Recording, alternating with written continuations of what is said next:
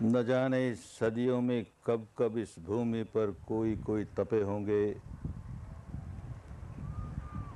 तो ये भूमि धर्म को खींच के ले आए और इस भूमि पर न जाने सदियों तक कितने लोग तपेंगे, कितने लोग तपेंगे, कितनों का कल्याण होगा।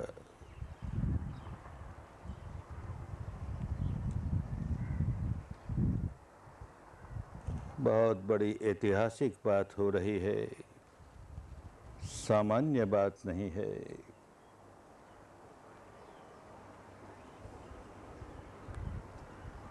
जिस देश में शुद्ध धर्म जागता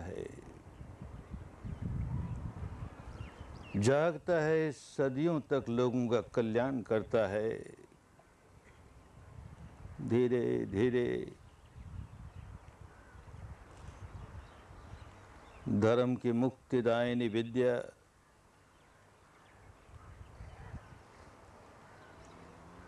ऐसे नासमझ लोगों के हाथ में पड़ जाती है जो इससे अपना स्वार्थ सिद्ध करना चाहते हैं और इसकी पवित्रता को नष्ट करते हुए इसमें कुछ न कुछ जोड़ते हैं। अपनी कोई दार्शनिक मान्यता जोड़ते हैं, अपना कोई कर्म कांड जोड़ते हैं, कोई न कोई ऐसी बात जोड़ देते हैं जो धीरे धीरे बहुत प्रमुख हो जाती है और ये मुक्तिदायिनी विद्या नष्ट होती चली जाती है। ऐसा न जाने इस पवित्र देश में कितनी बार हुआ, कितनी बार शुद्ध धर्म जागा और विकृत होते होते विलुप्त हो गया।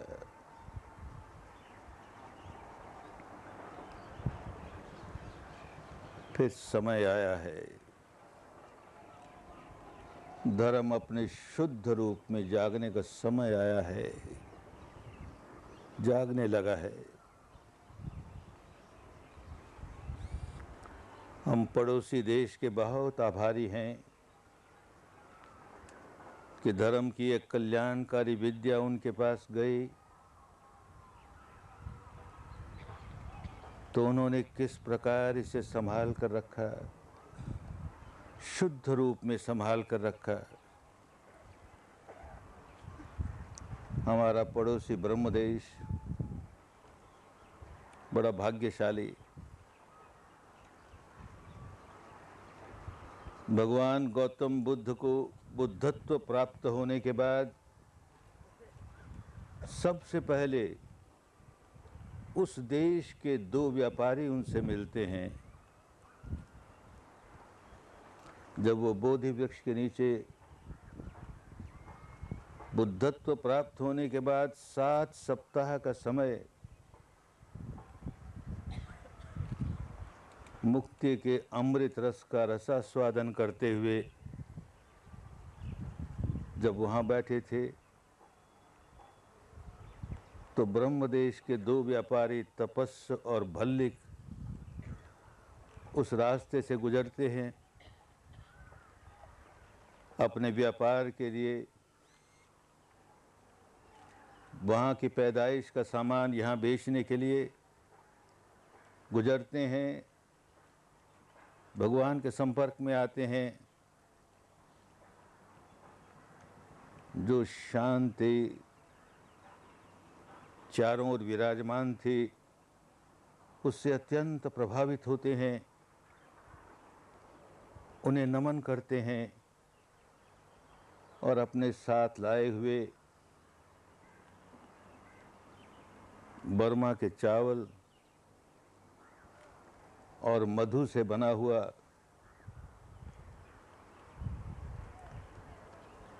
लड्डू उन्हें देते हैं खाने के लिए। ये पहला भोजन है। बुद्ध बनने के बाद, बुद्धत्व प्राप्त होने के बाद पहला भोजन बर्मा के अनाज का भोजन। इसलिए उस देश में कभी दुष्काल नहीं पड़ सकता। वो दोनों व्यक्ति भगवान से कोई निशानी मांगते हैं जो ले जाएं अपने देश में, ये बताने के लिए कि हम बुद्ध से मिले हैं, उनका दर्शन किया है। भगवान सिर पर हाथ फेरते हैं, कुछ बाल उनके हाथ में आते हैं, यही दे दीजिए महाराज, और उन्हें लेकर अपने देश में जाते हैं। पहले सूचना भेजते हैं, देश का राजा, वहाँ के लोग उनके स्वागत में इकट्ठे होते हैं और फिर उस केश धातु को कहाँ स्थापित करें।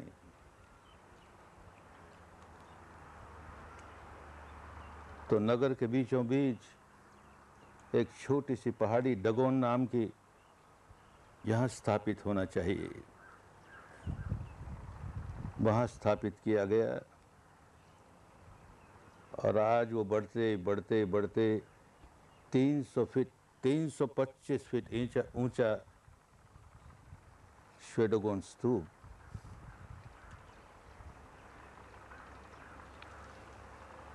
उस ऊंचाई का, उस भव्यता का इतना बड़ा महत्व तो नहीं,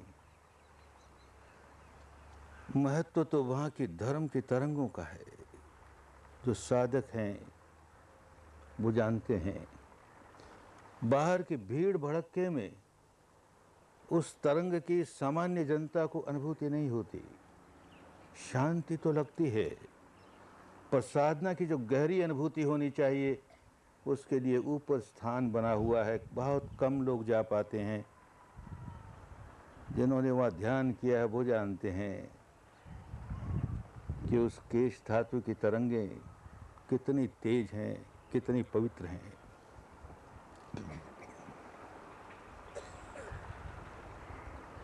वे दोनों के दोनों केवल केश धातु लेकर नहीं गए, फिर भारत आए तुरंत।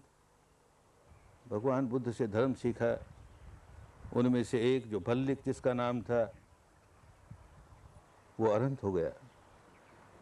दूसरा तपस्वी श्रोतापन्न हो गया। उन्होंने भगवान की विद्या अवश्य अपने देश में पहुंचाई होगी, क्योंकि जो धर्म चख लेता है उससे रहा नहीं जाता। अरे और लोग भी चखें, औरों का भी कल्याण हो। तो ये विद्या कब भगवान के जीवन काल में इस पड़ोसी देश में गई। फिर भगवान के परिनिर्वाण के बाद 7 वर्ष बाद उनका एक शिष्य, गवम्पति नाम का शिष्य, जो अरहंत था और वैसे मिथिला का निवासी था, बहुत बड़ा व्यापारी था, भगवान के संपर्क में आकर के अरहंत हुआ। उनके परिनिर्वाण के 7 वर्ष बाद दक्षिण बर्मा का एक राजा,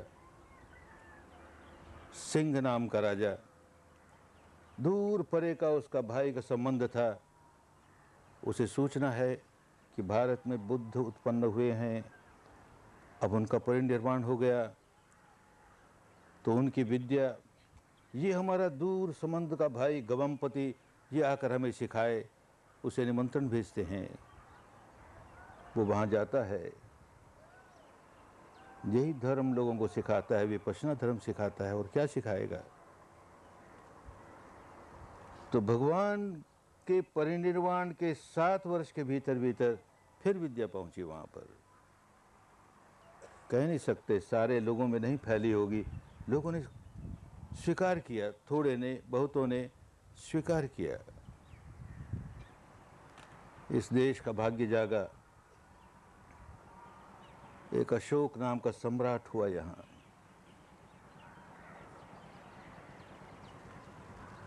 उसमें होश जागा, मैं क्या कर रहा हूँ। केवल अपना साम्राज्य बढ़ाने के लिए इतना रक्तपात। तो निर्णय करता है साम्राज्य बढ़ाने के लिए रक्तपात नहीं करूँगा। कोई हमारे देश पर, हमारे लोगों पर हमला करेगा तो उनकी रक्षा के लिए सारी शक्ति का प्रयोग करूँगा, लेकिन अपना साम्राज्य बढ़ाने के लिए नहीं।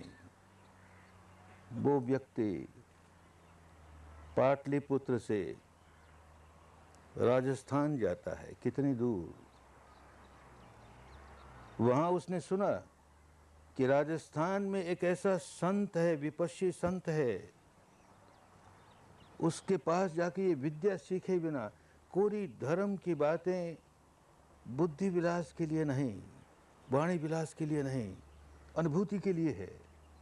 तो अनुभूति कहाँ हो? ये उपदेश देने वाले बहुत यहाँ, मुझे तो अनुभूति करनी है। तो जिसे आज बैराट कहते हैं, उन दिनों जिसे विराट नगर कहते थे, अपना राज्य किसी जिम्मेदार व्यक्तियों के जुम्मे लगा करके वहाँ जाता है, 3 महीने 4 महीने रहता है वहाँ, ये विद्या सीखता है। एकदम पलट गया। तब तो ऊपरी स्तर पर पलटा कि अरे मैं क्यों रक्तपात करता हूँ, इतने लोगों को मार करके अपना साम्राज्य बढ़ा करके क्या मिलेगा मुझे। अब तो बदल गया। धर्म का रस इन गहराइयों तक पहुंच गया भीतर। ये कैसे लोगों को मिले? मेरी प्रजा, किसको प्रजा कहते हैं? जिसको प्रजनन किया वो प्रजा। किसको प्रजनन किया? अपनी संतान को प्रजनन किया। तो ये प्रजा मेरी संतान है।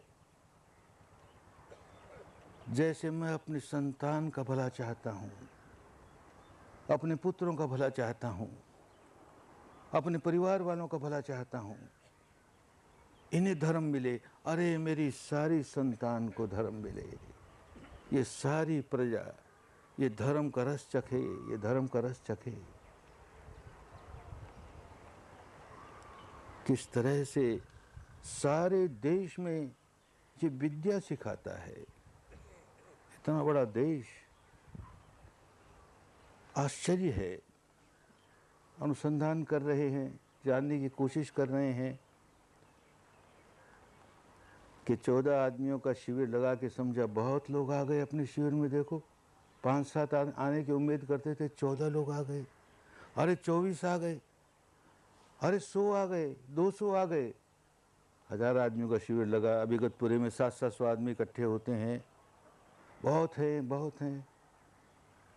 उस व्यक्ति ने क्या किया होगा? शिलालेख पर लिखता है अपना लेख, मुझसे पहले भी इस देश में बहुत सम्राट हुए, बहुत राजा हुए, जो अपने दिल से चाहते थे कि मेरी प्रजा सुखी हो, मेरी प्रजा में शांति हो, मेरी प्रजा के लोग अपने बड़ों का सम्मान करना सीखे, आदर करना सीखे, छोटों से प्यार करना सीखे, एक संप्रदाय का व्यक्ति दूसरे संप्रदाय से लड़े नहीं, खूब प्यार मोहब्बत हो, अच्छा जीवन जिए, सदाचार का जीवन जिए, सब चाहते थे। कोई सफल नहीं हुआ और दावा करता है कि मैं सफल हुआ। कोई सफल नहीं हुआ, मैं सफल हुआ। कैसे सफल हुआ? तो ये पहला व्यक्ति था, पहला राजा था जिसने अपनी कैबिनेट में धर्म के लिए मंत्री रखा, धर्मामात्य। धर्मामात्य, बाकी और अमात्य तो होते हैं। धर्म लोगों तक कैसे पहुंचे, इसके लिए कैबिनेट मिनिस्टर है।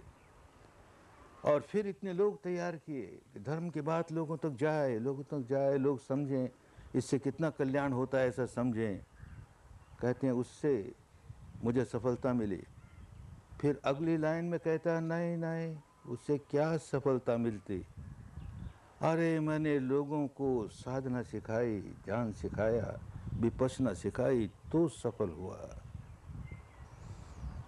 गौरव की बात है, अपने देश का एक सम्राट अपनी सारी प्रजा को विपश्यना सिखाता है। और फिर इस सफलता का उद्गार अपने शिलालेखों में, झूठ नहीं लिख सकता। झूठ लिखेगा तो उसके बाद के लोग उसे तोड़ के फेंक देंगे, झूठ बोलता है। ये सत्य था। अब समय आया, वो विपश्यना विद्या जिसने 500-700 वर्ष तक भारत का कल्याण किया, लुप्त हुई, पड़ोसी देश ने संभाल के रखी। अब समय आया कि वो फिर जागे। इसी देश के एक संत ने भविष्यवाणी की, हो सकता है अशोक के इस विपश्य गुरु ने भविष्यवाणी की हो, हम नहीं जानते। पाटलिपुत्र में संगायन हुआ, भगवान की सारी वाणी संग्रहित की गई, शोधा गया कहीं कोई गलती तो नहीं रह गई, किसी ने उसे गलत तो नहीं कर दिया। और फिर देश विदेशों में लोगों को भेजा गया। अरहंत गए, उस वाणी को लेकर गए और विपश्यना विद्या को लेकर गए। बहुत बड़ी बात हुई, जहां अन्य जगह गई वहां ब्रह्म देश में भी गए। सोन और उत्तर नाम के दो अरहंत ये विद्या लेकर के ब्रह्म देश में पहुंचे। उस समय की कोई ये भविष्यवाणी है, ऐसा मान्यता है। ये रतन है, जो तुम ले जा रहे हो रतन है, धर्म का रतन है। धीरे धीरे लोग गंवा देंगे, संभाल के नहीं रख पाएंगे, भारत भी नहीं रख पाएगा। ये स्वर्ण भूमि है। उन दिनों बर्मा को स्वर्ण भूमि कहते थे। ये स्वर्ण भूमि है। रतन स्वर्ण पर ही शोभित होता है, वहां रहेगा। और भगवान के 2500 वर्ष के बाद फिर आएगा, भारत में आएगा, भारत में फिर स्थापित होगा। लोग स्वीकार करेंगे, शहर स्वीकार करेंगे, और फिर भारत से सारे विश्व में फैलेगा, बड़ा लोक कल्याण करेगा। एक पुरातन भविष्यवाणी अब सत्य सिद्ध हो रही है। ये सोन और उत्तर वहां जाके कोरे उपदेश नहीं दिए, लोगों को विपश्यना सिखाई और विपश्यना में पकाने लगे, पीढ़ी दर पीढ़ी, पीढ़ी दर पीढ़ी। बर्मा का वो दक्षिणी भाग, वहां के लोग इस विद्या में खूब प्रमुख। उत्तरी भाग में ये विद्या शुद्ध रूप में नहीं। भगवान का धर्म है, लेकिन उसमें कितनी विकृतियां आ गई। जो वहाँ के धर्म गुरु, जो अपने को आर्य कहते थे, और जो फिर लोगों ने आर्य कहना शुरू किया, कोई सदाचार का नामो निशान नहीं। गुरु हैं, धर्म गुरु हैं। तो दक्षिण का एक अरहंत देखता है, अरे ये उत्तर में बहुत बड़ा साम्राज्य खड़ा हुआ है, बड़े ताकतवर हैं ये राजा, ये कभी भी हमला करके दक्षिण को तहस नहस कर देंगे, और तहस नहस कर देंगे तो उसके साथ सारा धर्म तहस नहस हो जाएगा। उनको धर्म मिल जाए, उनको ये विद्या मिल जाए तो कायम रहेगी। वो जाता है उत्तर की ओर, राजा अनिरुद्ध वहाँ का, उसे जाके समझाता है, उसे बड़ा प्रिय लगता है। अरे हम कहाँ उलझे हुए, सही बात तो ये है, सही बात तो ये है। न वहाँ पर त्रिपिटक है, धर्म की वाणी है, न वहाँ पर कोई सिखाने वाला है। तो कहता है सारे देश में फैलने के लिए हमें बहुत गुरु चाहिए, सारे देश में फैलने के लिए सारी सारी वाणी यहाँ आनी चाहिए।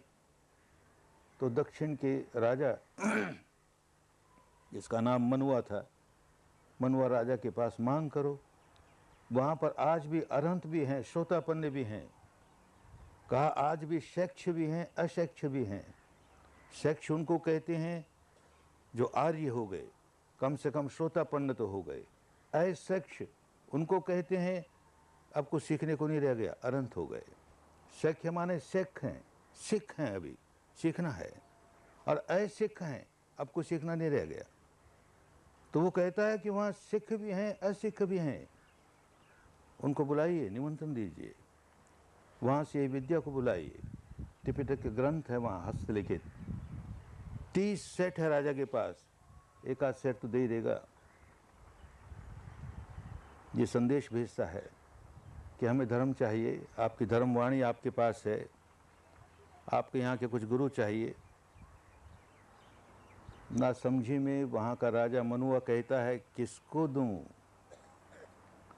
अरे तुम गोबर के पात्र हो, ये अमृत है, गोबर के पात्र में अमृत दूंगा बिगड़ जाएगा। क्योंकि वो सुनता है कि उधर तो इस कदर धर्म बिगड़ चुका है उत्तर में, तो कितना ही अच्छा धर्म क्यों न दे। तो कहता गोबर का पात्र है तेरा। और ये इतना बलशाली सम्राट, गुस्सा आता है इसे, हमें गोबर का पात्र कहता है। तो सारी सेना भेज करके जीत लेता है उस देश को, मनवा को अपना कैदी बनाता है, और 80 हाथियों पर वो सारे ग्रंथ और वहाँ के जो भी लोग थे समझदार, उनको सबको लाता है, बड़े सम्मान के साथ लाता है, मनवा को बड़े सम्मान के साथ लाता है। और यहाँ और ये सब मिलकर के वहाँ विपश्यना सिखाते हैं, धर्म सिखाते हैं। ये जो अरहंत गया, अशी अरहंत, इसने देखा यहाँ तक तो फैली बात, अब और उत्तर में जाना चाहिए। तो उस पगान को छोड़ करके वो मांडले की मांडले तो आज है, सगाई तक जाता है, और वहाँ के इन पहाड़ों में जो आज भी कायम हैं, उन गुफाओं में जाके रहता है। कोई उसके पास आता है तो सिखाता है। बस इतना इतिहास उतने दिनों का हमारे पास। लेकिन गुरु शिष्य परंपरा से उस सगाई की पहाड़ी पर यह विद्या चलती रही। कोई 150 वर्ष पहले एक भिक्षु हुए जो बड़े विद्वान, त्रिपिटक का खूब अध्ययन किया, बुद्धवाणी का खूब अध्ययन किया, लेकिन लगन की विद्या सीखे बिना, विपश्यना सीखे बिना क्या मिलेगा। ये सीखनी है तो सगाई जाके सीखते हैं। आप रहा नहीं जाता, विद्या फैलनी चाहिए, बांटते हैं। इसके पहले भी जो भिक्षु हुए बांटते रहे, थोड़े से लोगों में, हर पीढ़ी में 2-4-5 लोगों को सिखाएंगे। ये दूरदर्शी है। भगवान बुद्ध के बाद 2500 वर्ष के बाद ये विद्या भारत जाएगी, सारे विश्व में फैलेगी। कैसे फैलेगी? अभी से फैलनी शुरू होनी चाहिए, ज़्यादा लोग तैयार होने चाहिए।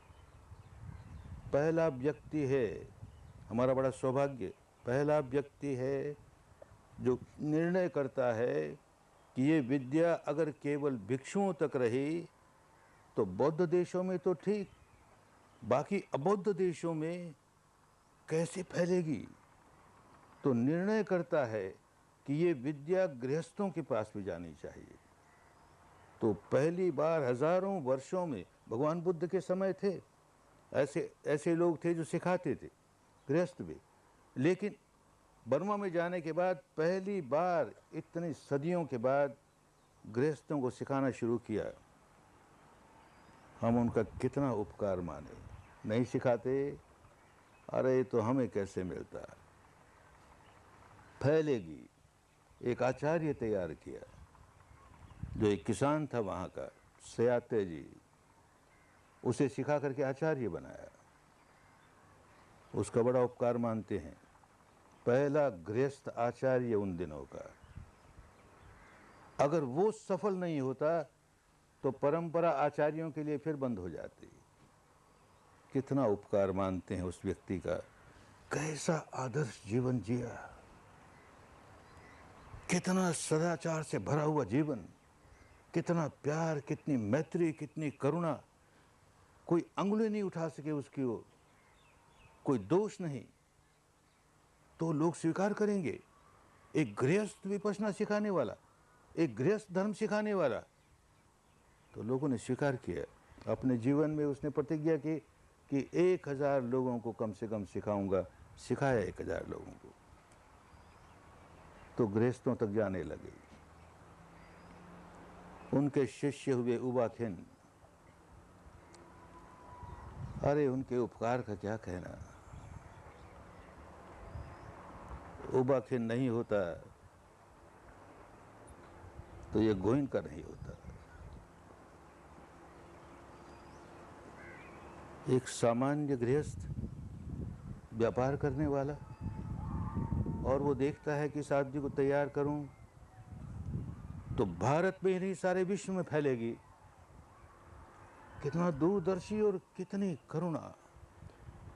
भारत में जाने ही चाहिए, मुझे भारत का ऋण चुकाना है। ये विद्या भारत से आई और आज भारत कंगाल हो गया, ये विद्या नहीं है उसके पास। अरे कितने झगड़े वहाँ, जाति जाति के झगड़े, वर्ण वर्ण के झगड़े, संप्रदाय संप्रदाय के झगड़े। क्या देश की हालत। ये कल्याणकारी विद्या चली जाएगी, कितना कल्याण होगा देश का। अब समय आ गया है, विपश्यना का डंका बज गया है, जाएगी ही तो मैं लेके जाऊंगा, ऐसा उनका निर्णय। मैं जाके विपश्यना बांटूंगा लोगों को। नहीं आ सके, कोई संयोग हुआ मेरे आ सकने का, बड़े खुश हुए। अरे तू नहीं जा रहा है, मैं जा रहा हूं तेरे साथ। धर्म जा रहा है, तुझे धर्म बांटना है। मैं घबराऊं? 14 बरस उनके चरणों में ये विद्या सीखने के बावजूद भी मेरे पास इतनी शक्ति कहाँ कि जिस देश में विपश्यना का नामो निशान नहीं, नाम ही भूल गए लोग, कौन आएगा मेरे पास, कौन सीखेगा? और ये ऐसा नहीं कि प्रवचन दे के कह दिया जाओ घर जाके साधना करो। 10 दिन रहना है। मैं अनजान व्यक्ति अपने परिवार के लोगों को छोड़ करके जब लोगों की लिस्ट बनाने लगा, कितने लोग भारत में मुझे जानते हैं, तो ये लिस्ट 100 के ऊपर नहीं गई। इतने विशाल करोड़ों के देश में मैं कोई भिक्षु नहीं, सामान्य गृहस्थ हूँ। इस आशा से भी कोई नहीं आएगा कि बाबा सिर पर हाथ रख देगा और हम मुक्त हो जाएंगे, ऐसा भी नहीं होगा। कौन आएगा?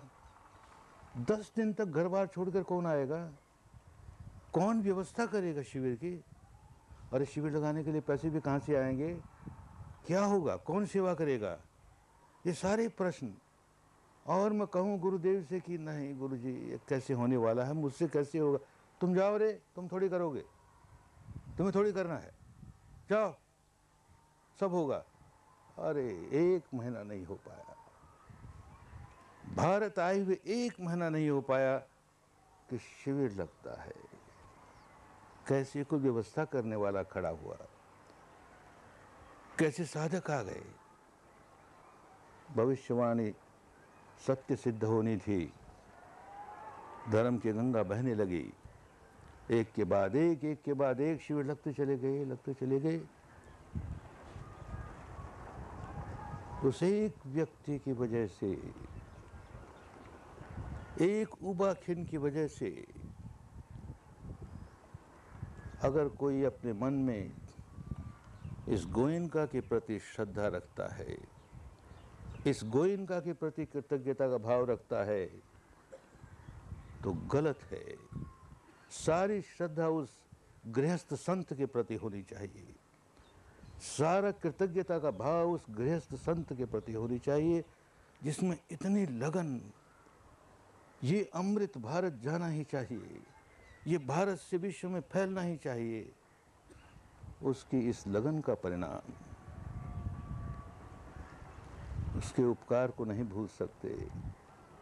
जिस जिस व्यक्ति ने इस विद्या का लाभ उठाया है, मुझसे उठाया है या इन सहायक आचार्यों से उठाया है, उन सब को ये बात ख्याल रखनी होगी कि ये सारा श्रेय उस एक व्यक्ति को जाता है जिस व्यक्ति के मन में इतनी लगन कि अरे बड़े दुखियारे हैं, वो धर्म का देश और वहाँ के लोग इतने दुखियारे, जहाँ से हमें अमृत मिला, जहाँ से हमें रत्न मिला, आज उनके पास कुछ नहीं।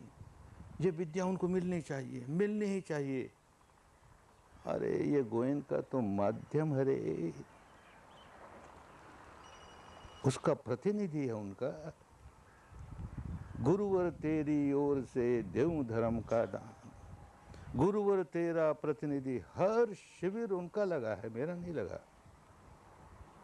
उनके प्रति कृतज्ञता का भाव, उनके प्रति श्रद्धा का भाव, सदियों तक ये देश ही नहीं सारा विश्व याद करता रहे कि ब्रह्मदेश में एक ऐसा संत हुआ जिसके मन में ये लगन कि ये धर्म, ये विद्या, ये अमृत भारत में जाए और सारे विश्व में जाए। समय आ गया है, अब जाए तो फैली,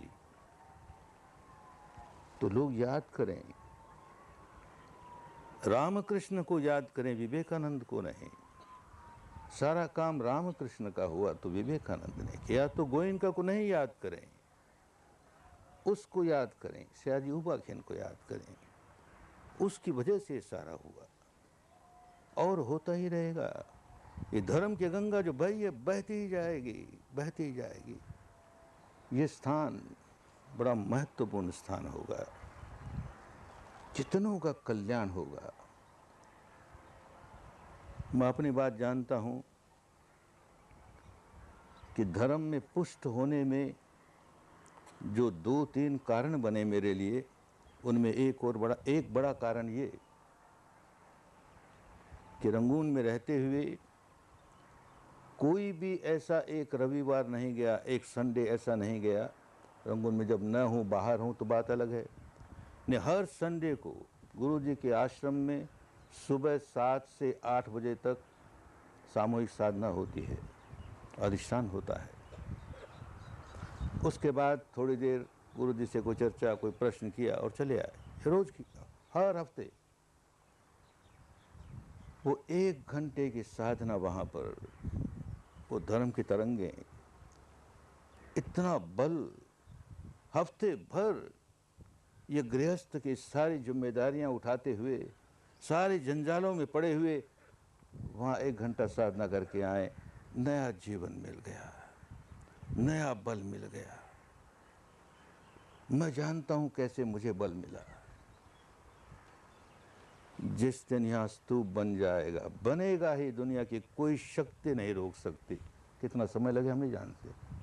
हमारे रहते रहते बन जाए, बड़ी अच्छी बात, हम भी यहाँ बैठ के साधना कर लेंगे। हमारी बात बने, हम क्या करें, बनेगा।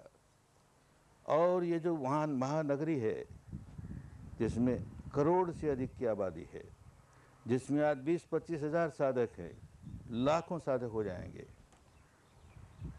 हर रविवार को यहाँ आएंगे, 1 दिन का शिविर करेंगे, आधे दिन का शिविर करेंगे, घंटे भर की साधना करेंगे। अरे इतने फ्रेश होके जाएंगे, इतना बल लेके जाएंगे, कोई साधारण बात नहीं है। इस पगोड़ा के रूप का हमें कुछ लेना देना नहीं। पगोड़ा के रूप का तो इसलिए महत्व है कि सदियों तक लोग उस देश को याद करें, जिस देश ने ये रत्न संभाल के रखा, उस देश को याद करें। अच्छा, ये बर्मा से आया, ये विद्या बर्मा से आई, ताकि उस देश के प्रति कृतज्ञता का भाव जागता रहे, सदियों तक जागता रहे। महज इसलिए ये स्तूप, बाकी तो हॉल है, ये 8 से 10 हज़ार लोगों को बैठने का स्थान है, जहाँ तपस्या होगी, 1-1 दिन का शिविर लगेगा। हम तो कहते हैं संडे को 1 दिन आएंगे, कौन जाने रोज आएंगे यहाँ पर, घंटे 2 घंटे 4 घंटे साधना करेंगे, चले जाएंगे, घंटे 2, और सिवाय साधक के कोई पाँव नहीं रख सकेगा इसके भीतर, कोई कर्म कांड नहीं हो सकेगा यहाँ, कोई धूप दीप नहीं जल सकेगा यहाँ। केवल साधना, विपश्यना साधना, वही जैसे सयाजी उपाख्यान ने सिखाई, उसमें कोई परिवर्तन नहीं, कोई जोड़ तोड़ नहीं। अरे कितना बड़ा कल्याण होगा, कितना बड़ा कल्याण होगा, होगा, हम खूब जानते हैं, खूब होगा। और फिर विश्व भर के लोग इसे देखने के लिए आएंगे। ये भी कोई स्थान है जहाँ लोग ध्यान करते हैं, आएंगे, प्रेरणा प्राप्त करेंगे। अरे बरसों में तो जाकर के न जाने कितने इगतपुरी के केंद्र बन जाएंगे, कितने बन जाएंगे, बनते ही चले जाएंगे। अगर सम्राट अशोक ये कर सका कि सारे देश को रंग दिया विपश्यना में, तो अब क्यों नहीं हो सकता। अब तो इतने साधन हैं, ये सारे इलेक्ट्रॉनिक साधन जो हैं, ये सब काम करेंगे, और इतने लोग काम करने वाले, सारे भारत में फैलेगी, सारे विश्व में फैलेगी। और ये स्तंभ धर्म का सबको आह्वान करेगा, लोग यहाँ से प्रेरणा प्राप्त करेंगे, बहुत बड़ा धर्म का स्थान होगा। इसके अतिरिक्त जो यहाँ पर भगवान की शिक्षा को ये देश जो भूला बैठा है, उसकी जानकारी देने वाली प्रदर्शनी होगी। अभी पिछले दिनों सरकार ने एक बौद्ध महोत्सव बनाया। हमें बुलाया गया कि आप प्रमुख वक्ता होंगे, आप उसमें पहले प्रवचन देंगे, उसके बाद उसका समापन करेंगे, इत्यादि इत्यादि। अच्छी बात है, कहीं कोई बुद्ध के बारे में जानना चाहे तो हम समझाएंगे।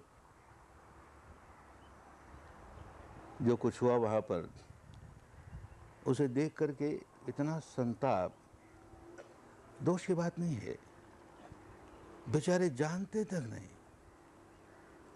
अरे बुद्ध को देश निकाला दे दिया, सो तो दे दिया, बुद्ध की शिक्षा को भी देश निकाला दे दिया। अरे इतने देश का ऐतिहासिक महापुरुष जिसने इतना बड़ा कल्याण देश का किया, सारे विश्व का किया, भूल बैठे उसे, उसके बारे में कोई जानकारी नहीं, उसकी शिक्षा के बारे में कोई जानकारी नहीं। ऐसी ऐसी ऊटपटांग बातें देश के प्रमुख नेता कह रहे हैं। बड़ा आश्चर्य हुआ, दुखद आश्चर्य हुआ। दोष नहीं है उनका, जरा भी दोष नहीं है, बेचारे जानते नहीं, उन्हें खुद को पता नहीं। मैं अपनी बात जानता हूँ। पहली बार शिविर में जाने के पहले अपने बर्मा के प्रमुख बौद्ध मित्रों से मिला करता था। जाने के कोई 2-3 महीने पहले ही वहाँ के रामकृष्ण मिशन में बहुत काम करता था। जैसे शिकागो में पार्लियामेंट ऑफ रिलीजन हुई, वैसे 2-4 वर्ष से हम भी करते थे उसकी नकल एक। तो हर संप्रदाय के लोग अपने अपने धर्म की बात कहें, और मैं अपने बौद्ध मित्रों से उस वक्त भी और उसके बाद भी बैठ करके, अरे तुम लोग क्या जानते हो, ये सारा ज्ञान तो हमारे शास्त्रों में भरा पड़ा है, वहाँ से लेके बुद्ध ने बता दिया। क्या है और तुम्हारे पास, क्या है तुम्हारे पास? तुम आत्मा को नहीं मानते, जन्म किसका होता है? तुम परमात्मा को नहीं मानते, संसार कैसे बन गया? मेरे विपश्यना में जाने के 2-3 महीने के पहले मैं अपने मित्रों से इस प्रकार लड़ूं? होश नहीं, 1-10 दिन में होश जागा। अरे कहाँ उलझा हुआ। और फिर तो आगे बढ़ते बढ़ते तो दया आती है, इन पर दोष नहीं है इनका, जो इस तरह की बात करते हैं कि बुद्ध ने क्या दिया, उसके पास क्या था, जो हमारे पास था वो दे दिया। अरे बाबा, तुझे पता नहीं ना? तो दोष नहीं है, सारा का सारा देश कितने अज्ञान में डूब गया। एक ऐसा बड़ा महापुरुष, इतना बड़ा सुपर साइंटिस्ट, एक इतना बड़ा सुपर साइकोथेरापिस्ट जो आज तक दुनिया ने नहीं पैदा किया, उसके बारे में हम कुछ नहीं जाने। तो वो जानने के लिए यहाँ प्रदर्शनी हो गई, लोग आएंगे। अच्छा ऐसा था यह महापुरुष, अच्छा उसने ये सिखाया, अच्छा उसके जीवन में ये लाभ हुआ, उसके जीवन में इस प्रकार की बातें थी पहले, और उसको इस प्रकार बदलने में वो कामयाब हुआ, और इस प्रकार उसने लोगों को बदला, सुधारा। देश जानेगा तो उसके प्रति कृतज्ञता जागेगी। कृतज्ञता जागे न जागे, उसकी शिक्षा का लाभ उठाएंगे। कितना मंगल होगा, कितना मंगल होगा। मैं रहूं मैं न रहूं, इस बात का ख्याल रखना है कि भगवान की शिक्षा कहीं संप्रदाय न बन जाए। जिस व्यक्ति ने सारे जीवन भर संप्रदाय नहीं बनने दिया, धर्म सिखाया, और जो उस रास्ते पर चले उनको धार्मिक कहा। सारी बुद्धवाणी में और उसके बाद के सारे पाली साहित्य में कहीं बौद्ध शब्द ढूंढे नहीं मिलेगा, बौद्ध शब्द ही नहीं। न उनकी शिक्षा को बौद्ध धर्म कहा गया, न उनके अनुयायियों को बौद्ध कहा गया। सारी शिक्षा को धर्म धर्म धर्म। मैं धर्म सिखाता हूँ, और जिनको बाहर भेजा सिखाने के लिए, धर्म सिखाओ, जाओ धर्म सिखाओ। और जो सीखे वो धम्मिको धार्मिक हैं, धम्मठो धर्मिष्ठ हैं, धम्मी धर्मी हैं, धम्मचारी धम्म विहारी। अरे यही शब्द हैं और कोई शब्द नहीं। 500 बरस तक भारत में बौद्ध शब्द का प्रयोग नहीं हुआ।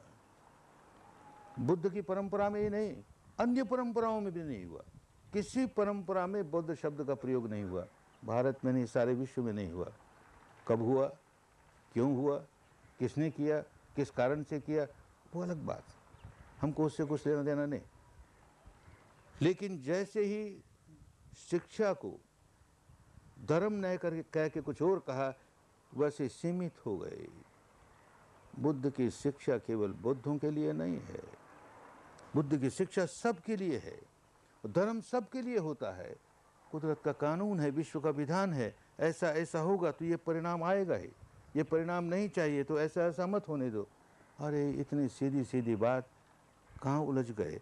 अब वो सही बात सही रूप में भारत का ही नहीं, सारे विश्व का कल्याण करते हुए फैलेगी, यहाँ से फैलेगी। तो विश्व भर में जिन लोगों ने भी इस विद्या से अब तक लाभ उठाया है या आगे लाभ उठाएंगे, उन्हें इस एक व्यक्ति की महत्ता को ध्यान में रखना होगा, सयाजी ऊबा खिंग की महत्ता। उनकी इस जन्म शताब्दी पर, इस अवसर पर ये खड़ा कर रहे हैं। तो केवल इस स्तूप को देख करके लोग याद नहीं करेंगे, याद करेंगे विपश्यना को देख करके। इसलिए विपश्यना प्रमुख रहेगी। लेकिन कोई एक स्थान तो ऐसा हो जो एक दीप स्तंभ की तरह खड़ा है और प्रकाश फैलाता है सारे विश्व में। ये स्थान दीप स्तंभ की तरह, धर्म का दीप स्तंभ होगा और सारे विश्व में प्रकाश फैलाएगा। जितने भी साधक हैं, जितने भी साधिकाएं हैं, इस स्थान का केवल बम्बई नगरी के नहीं, भारत के लोग आएंगे। यहाँ आया हुआ कोई भी साधक ऐसा नहीं होगा कि जो यहाँ आकर के इस पवित्र भूमि में ध्यान नहीं करेगा थोड़ी देर के लिए। और ध्यानियों के सिवाय कोई दूसरा यहाँ आएगा नहीं। और लोग आएंगे वो बाहर से देख के चले जाए, और लोग आएंगे वो प्रदर्शन देख के चले जाएं, अंदर पाँव नहीं रख सकेगा। मैं रहूं न रहूं, भविष्य में भी ये बहुत कड़ा नियम इस धरती पर तपोभूमि है, ये तपने के लिए है, ये कोई प्रदर्शनी नहीं है। प्रदर्शनी की बात बाहर, ये कोई दिखावा नहीं है, तपना है यहाँ पर। केवल तपस्वी आएंगे, जिन्होंने एक शिविर कम से कम कर लिया है वही इसमें प्रवेश पा सकेगा, अन्यथा बंद, ताला बंद। और इसलिए आएगा कि एक तो उपकार मानेगा उसका, उस संत का, और फिर इसका लाभ उठाएगा। अभी जिन्होंने गंभीर साधनाएं की हैं, करते हैं, 30 दिन का शिविर लेते हैं, मेरे स्वयं शिविर में बैठते हैं, आगे 45 दिन का शिविर आ रहा है, भगवान बुद्ध के शरीर की धातु, अरे उसकी तरंगे। सामान्य 10-10 दिन का शिविर देने वाला व्यक्ति कोई समझता है, कोई नहीं समझ पाता है।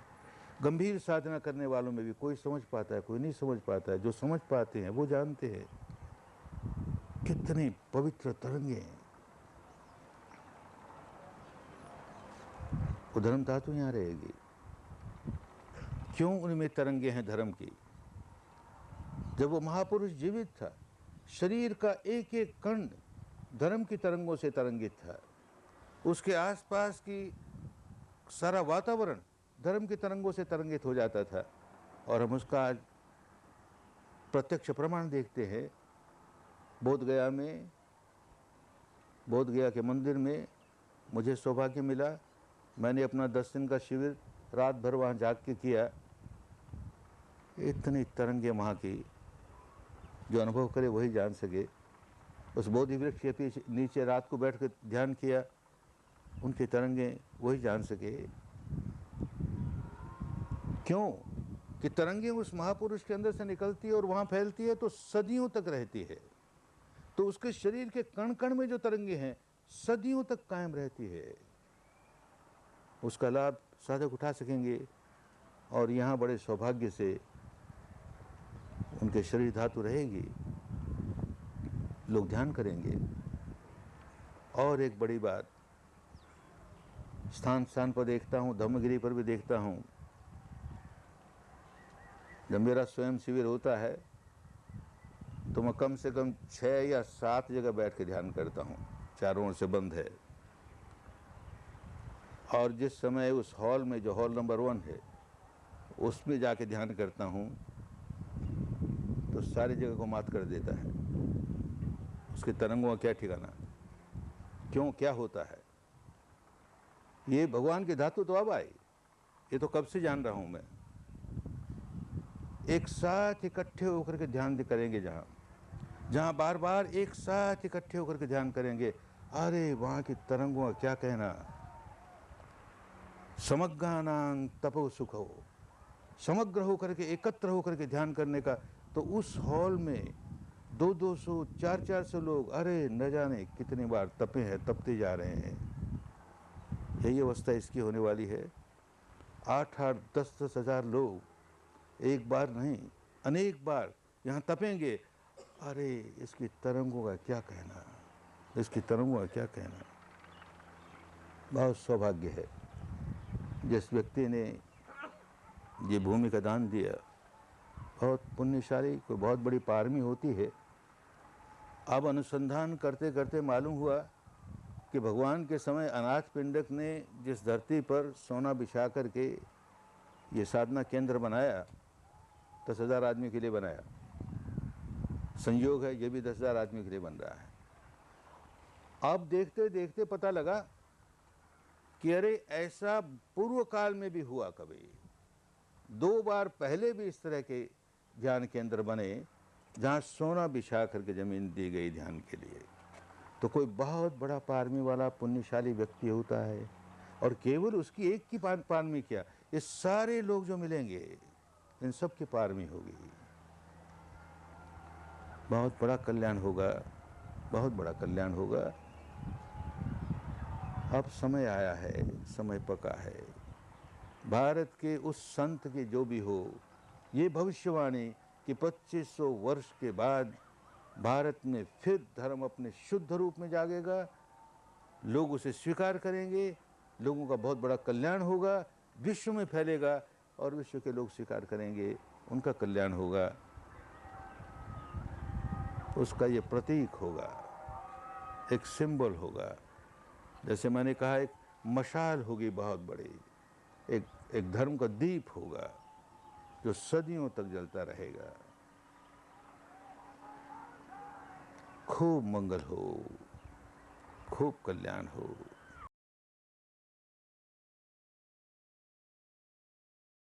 मंगलं भवतु सर्वमंगलं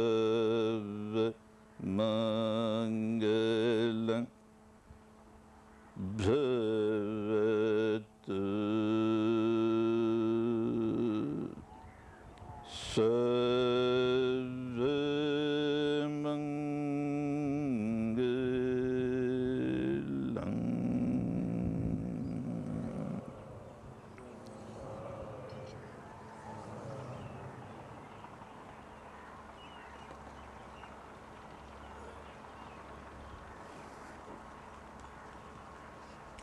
सबका मंगल, सबका मंगल, सबका मंगल होए रे।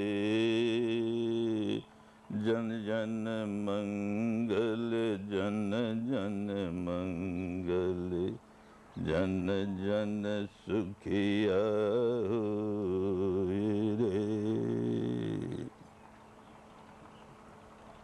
इस धरती पर शुद्ध धर्म की ज्योत प्रकाशित हुए रे। धम्म पतन पर शुद्ध धर्म की ज्योत प्रकाशित हुए रे। सकल विश्व